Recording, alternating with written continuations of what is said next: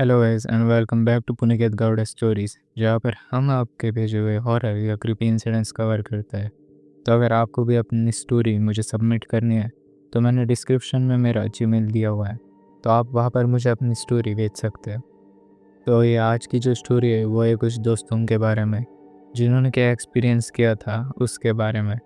Video का title देखकर तुम लोगों को पता चल ही गया होगा, ये कहानी है मुंजा की। मुंजा के बारे में वैसे तो सब लोग जानते हैं, लेकिन उसके पीछे की स्टोरी, उसके पीछे का सत्य, उसका फोकलोर क्या है, ये बहुत कम लोग जानते हैं। सो इस स्टोरी के थ्रू हम लोग जानेंगे मुंजा की आखिर सच्ची कहानी क्या है।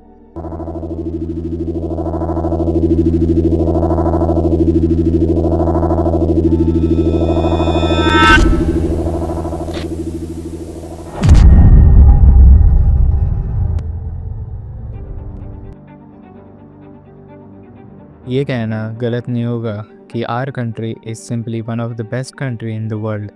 इंडिया के हर स्टेट, हर सिटी की अपनी एक हिस्टोरिकल वैल्यू है और हर जगह अपने आप में एक यूनिकनेस होल्ड करती है।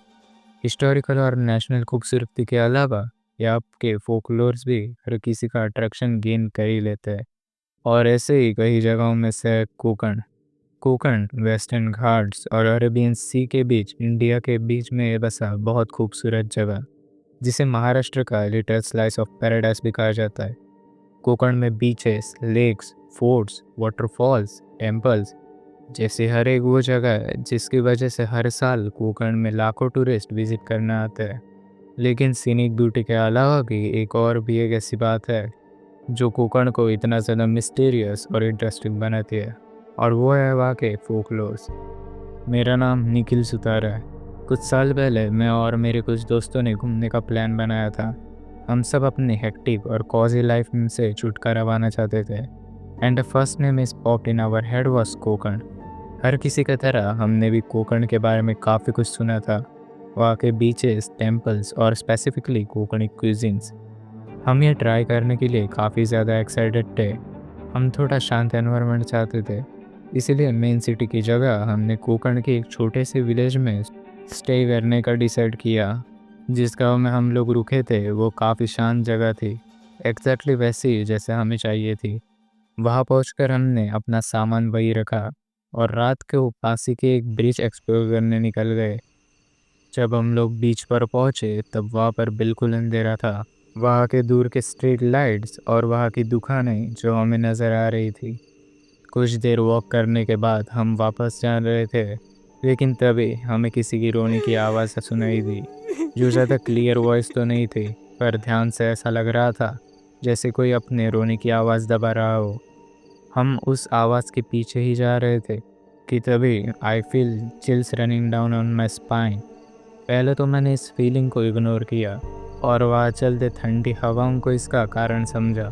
पर जैसे ही हम लोग थोड़ा आगे बढ़े तब वहाँ हमें पेड़ के पीछे एक पत्थर की मूर्ति नज़र आई और उसकी आंखें रात में ग्लो कर रही थी।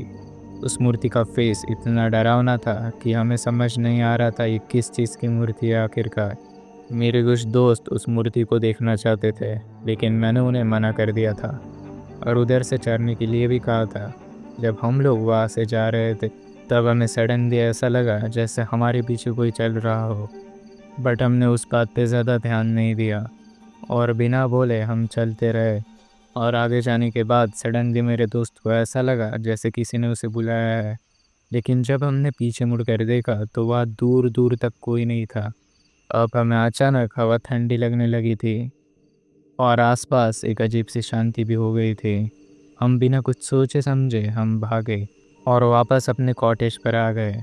हम सभी को इतना डर लग रहा था कि हमने डिसाइड किया कि सभी एक ही रूम में सोते हैं और सुबह होते रूम से बाहर आ जाएंगे।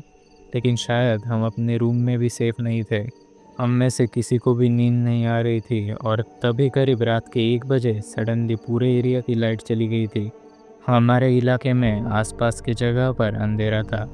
तभी सडनली हमें ऐसा लगा जैसे रूम में हमारे अलावा कोई और भी मौजूद है। हम सभी एक साथ एक कोने में बैठे हुए थे और रूम के दूसरे कोने में हम किसी के दूसरे होने का भी एहसास हो रहा था। हम सभी काफ़ी ज़्यादा डर गए थे और ऊपर वाले से माफ़ी मांग रहे थे। हम हाथ जोड़कर बस माफ़ी मांग ही रहे थे कि तभी और कुछ देर में लाइट वापस आ गई। लाइट के आने के बाद हमें थोड़ा ठीक लगा, बट हमारी नज़र रूम के एक टेबल पर गई। उस पर एक बुक रखी हुई थी जो देखने में काफ़ी पुरानी लग रही थी। But the weird thing was, हम में से किसी ने भी उस बुक को पहले नोटिस नहीं किया था। हमने उस बुक को साथ में पढ़ने का डिसाइड किया था। सभी साथ में बैठकर उस बुक को पढ़ रहे थे और तभी हमें कुछ ऐसा दिखा जिसे देखने के बाद हमारे सारे सवालों का जवाब मिल गया था। बुक में स्टार्टिंग में एक पिक्चर बनी हुई थी और वो पिक्चर किसी और की नहीं बल्कि उसी मूर्ति की थी जो कि हमने कल रात को देखी थी। वो बुक उसी एक मूर्ति की कहानी थी और हमने उसी रात उस बुक को पढ़ के पूरा ख़त्म कर दिया था।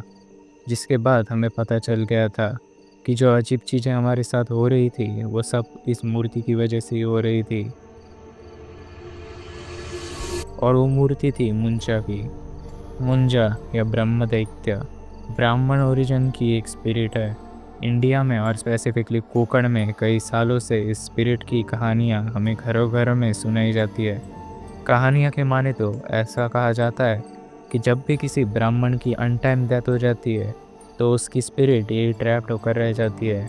मुंजा शब्द भी मुंजा से डिराइव हुआ है जो एक सेक्रेड ग्रास होती है जिनका यूज़ हिंदू रिचुअल में काफ़ी होता है। और ये ग्रास सिग्निफाइड करती है स्पिरिट की अनफिल्ड जर्नी को। ब्राह्मिक ट्रेडिशन में एक सेरेमनी होती है जिसको यज्ञोपवीता कहते हैं, जिस सेरेमनी में 8 से 13 साल के ब्राह्मण लड़के शामिल होते हैं और गायत्री मंत्र और हवन के साथ अपनी न्यू स्पिरिचुअल लाइफ जर्नी को स्टार्ट करते हैं। लेकिन इस सेरेमनी के 10 दिन के अंदर जब लड़की की डेथ हो जाती है जो उनकी स्पिरिट मुंजा में कन्वर्ट हो जाती है। मुंजा की स्पिरिट अक्सर वही मिलती है जहाँ पर उसकी डेथ हुई थी और जहाँ मरने से पहले वो रहते हो, जिससे सबसे ज़्यादा टेम्पल्स, बनियान और पीपल ट्री या अबैंडेड साइट्स होती है। मुंजा के स्पिरिट को उनके ड्यूअल नेचर के लिए भी जाना जाता है क्योंकि वो रिस्पेक्ट और फियर दोनों को इंडिकेट करती है। जहाँ पर एक तरफ मुंजा ब्राह्मिक स्पिरिट होने की वजह से सेक्रेट माना जाता है और विजडम का प्रतीक होती है, वही दूसरी तरफ मिसफॉर्चून और हार्म पहुंचाने के लिए लोगों के दिल में उसके लिए डर बैठा हुआ है। ऐसे इंसिडेंट्स हुए हैं जब लोगों ने अनजाने में पेड़ पर पत्थर मारकर या फिर मुंजा की स्पिरिट को डिसरिस्पेक्ट करके उनकी स्पिरिट को गुस्सा दिलाया है। पेड़ के नीचे ह्यूमन वेस्ट डिस्पोज करना या फिर उसके नीचे अल्कोहल कंज्यूम करना, इस वजह से मुंजा की स्पिरिट भड़क जाती है। ऐसा भी कहा जाता है कि मुंजा की स्पिरिट ज़्यादातर वुमन को ही अटैक करती है क्योंकि अक्सर ऐसा ही होता है कि कोई लेडी अपना हाउस होल्ड वेस्ट किसी पेड़ के पास देख जाए जिसकी वजह से मुंजा की स्पिरिट नाराज़ हो जाती है। मुंजा के गुस्से कोंकण में घर घर में कई बार सुना जाता है।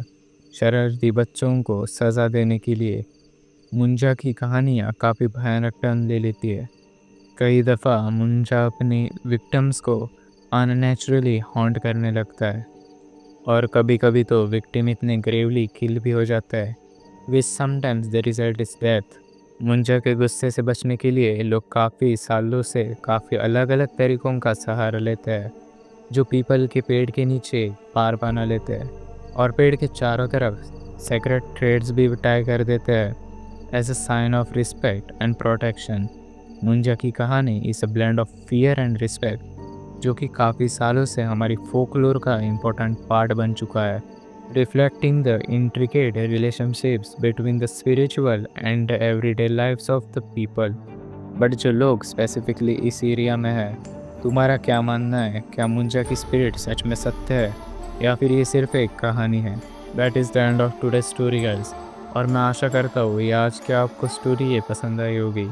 तो अगर आपको ये स्टोरी पसंद आए तो चैनल को सब्सक्राइब करना ना भूलना। और अगर आपके पास कोई कहानी है तो मुझे जीमेल में आप उसे भेज सकते हो। तब तक के लिए मिलते हैं किसी और मज़ेदार वीडियो के साथ।